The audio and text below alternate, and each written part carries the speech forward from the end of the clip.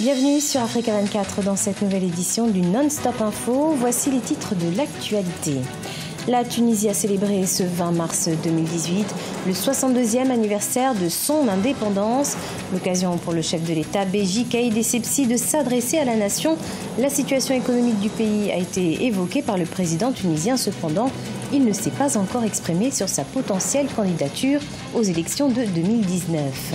Au Mali, l'élection présidentielle est prévue pour le 29 juillet 2018. Reste encore de nombreux défis à relever pour le président sortant, Ibrahim Boubacar Keïta, qui n'a toujours pas annoncé sa candidature à sa propre succession.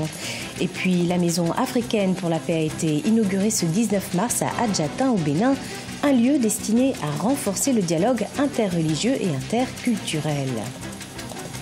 Mais tout d'abord, ouverture ce 21 mars du sommet sur le traité de la zone de libre-échange du continent africain à Kigali, capitale rwandaise. Une vingtaine de chefs d'État sont sur place pour décider ou non de la ratification de ce projet. L'absence de deux présidents a été toutefois remarquée. Il s'agit du président nigérian Muhammadu Buhari et son homologue burundais Pierre Nkurunziza. Signalons que ce projet pourra permettre de libéraliser les services et d'augmenter les échanges entre pays africains.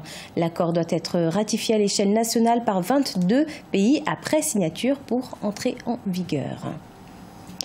En Tunisie, le 20 mars marque le 62e anniversaire de l'accession à l'indépendance. Situation économique du pays, présence diplomatique du pays, autant de sujets qui ont été évoqués dans le discours du chef de l'État, Béji Caïd Essebsi, qui s'est plus particulièrement étalé sur la nécessité d'une réforme de la loi électorale à l'approche des élections. Le point avec Ashley Duprat. Le 20 mars 1956, la Tunisie devenait indépendante et c'est à l'occasion du 62e anniversaire de l'indépendance que le chef de l'État, Béji Caïd Essebsi, s'est adressé à la nation du palais de Carthage.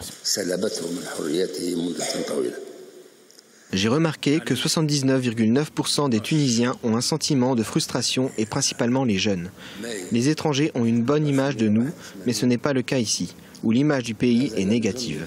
Une image notamment affaiblie par la situation économique difficile que traverse le pays du jasmin. Il faut dire qu'après la révolution de janvier 2011, la situation économique s'est dégradée par rapport à celle qui prévalait sous l'ancien régime. Néanmoins, pour retrouver la confiance des Tunisiens, le président Béji Caïd Essebsi a annoncé la date des élections. Bien qu'elles aient été fixées à décembre 2019, pour que les élections soient menées à bien, la réforme de la loi électorale est une nécessité.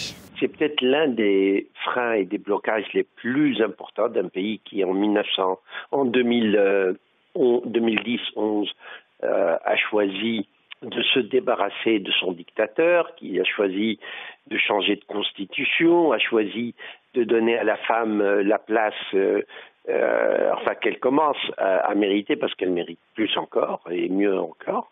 Mais c'est un pays aussi qui s'est noyé dans les arguties politicardes. Une information reste néanmoins en suspens. Âgé de 91 ans depuis le mois de novembre 2017, l'actuel chef de l'État tunisien, Béji Caïd Essebsi, ne s'est pas encore exprimé sur sa potentielle candidature aux élections de 2019. Au Mali, à l'approche des élections présidentielles, partis au pouvoir et opposition se mobilisent. L'occasion également de faire le bilan du mandat du président sortant Ibrahim Boubacar Keïta. Bilan toutefois mitigé selon certains observateurs. On fait le point avec Solène Duplessis. Au Mali, à l'approche de l'élection présidentielle prévue le 29 juillet 2018, les défis à relever sont nombreux pour le président sortant Ibrahim Boubacar Keïta. Si le président n'a pas encore annoncé sa candidature à sa propre succession, l'enjeu pour le chef de l'État au pouvoir depuis 2013 est de défendre le bilan de son mandat. Un bilan toutefois contrasté d'un point de vue sécuritaire, une des principales préoccupations de la population malienne. Nous savons que les enjeux aujourd'hui sont tels que la vieille façon de gérer le pays, le vieux style de leadership ne colle plus avec la réalité du XXIe siècle. Leur seule référence, c'est le XIXe siècle. Ce n'est pas seulement Ibrahim Boubacar Keïta qui aurait géré le pays comme il le fait aujourd'hui.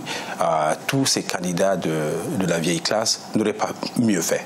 Les deux principaux concurrents du chef d'État à la présidentielle, Soumaïla Cissé, chef du parti d'opposition, l'Union pour la République et la démocratie, ainsi que Modibo Sidibé, président des forces alternatives pour le renouveau et l'émergence, dénoncent une mauvaise gestion du pays par le président. Afin d'empêcher Ibrahim Boubacar Keïta de briguer un second mandat, l'opposition se mobilise en vue de provoquer l'alternance dans le pays. Les partis traditionnels ont simplement failli à leurs promesses de stabilité, promesses de vivre ensemble, promesses de bonne gouvernance, promesses de bonne éducation, promesses de réduire la corruption. Donc ça a été une faillite totale. Quand une équipe joue et qu'elle ne gagne pas, il faut la remplacer. L'opposition compte sur la présence de nombreux observateurs étrangers, et notamment ceux de l'Union européenne, pour garantir la transparence et la crédibilité du scrutin. 1 milliard de francs CFA, c'est la somme que l'État sénégalais va investir pour le développement du secteur numérique. Objectif du gouvernement, faire en sorte que les jeunes sénégalais deviennent acteurs de l'économie numérique mondiale à l'horizon 2025. Les détails avec Deogracias Podou. Au terme de la première édition du Forum du numérique qu'il a initié, le gouvernement sénégalais a annoncé une enveloppe d'1 milliard de francs CFA pour soutenir les jeunes entrepreneurs du secteur. Le président Macky Sall s'est aussi engagé à instituer un prix pour l'innovation doté de 20 millions de francs CFA pour le lauréat. De quoi réaffirmer son engagement à promouvoir la créativité et l'émergence des start-up dans son pays. À l'horizon 2025, le Sénégal s'est fixé pour objectif de créer environ 35 000 emplois grâce au programme Sénégal numérique. Mon ambition est qu'ils vivent en ce moment-là dans un Sénégal numérisé et digitalisé. Un Sénégal en réseau et ouvert au monde. Un Sénégal encore plus fort, plus puissant et plus riche de ses talents, de ses intelligences et de ses énergies créatrices dans ce secteur du numérique qui est en train de changer la face du monde. Au Sénégal, de nombreux acteurs estiment que beaucoup reste à faire en ce qui concerne l'entrepreneuriat numérique. En ce sens, le pays a élaboré une stratégie adoptée fin 2016 pour booster son économie numérique. Cette stratégie constitue la composante digitale du plan Sénégal émergent et doit permettre la digitalisation de l'économie et aider entre autres les populations à sécuriser leurs épargnes, les inciter à investir dans des activités génératrices de revenus. Le gouvernement dotera les campagnes d'infrastructures modernes permettant de réduire les inégalités et faire en sorte qu'Internet soit une opportunité pour tous, notamment pour les jeunes. D'un coût de 1 361 milliards 300 millions de francs CFA, dont 1 000 milliards attendus du secteur privé, le programme Sénégal numérique veut porter la contribution du numérique à 10% du produit intérieur brut en 2025 contre 7% en 2018 afin d'impulser la croissance économique à travers ce secteur. La stratégie ambitionne, selon la vision de ses initiateurs, une amélioration du climat des affaires et une dématérialisation des activités économiques.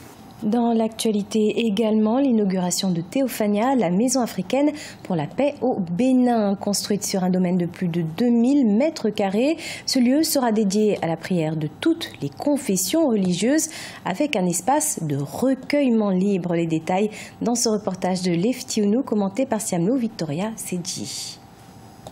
Théophania, la maison africaine de la paix, a ouvert ses portes lundi à Adjata, à quelques kilomètres de Porto Novo, la capitale administrative du Bénin. Ce joyau s'inscrit dans le cadre du projet La paix par un autre chemin, une initiative portée par le Centre panafricain de prospective sociale de l'ancien médiateur de la République, Albert Tévoijré. La Maison africaine de la paix vise à renforcer le dialogue interreligieux et interculturel sur le continent. Dieu nous assigne une mission. Nous sommes en paix pour vendre la paix. Nous sommes en paix pour distribuer la paix. Une idée vient inspirer par nous-mêmes pour que nous puissions organiser un mécanisme de paix qui permet à tous de se retrouver.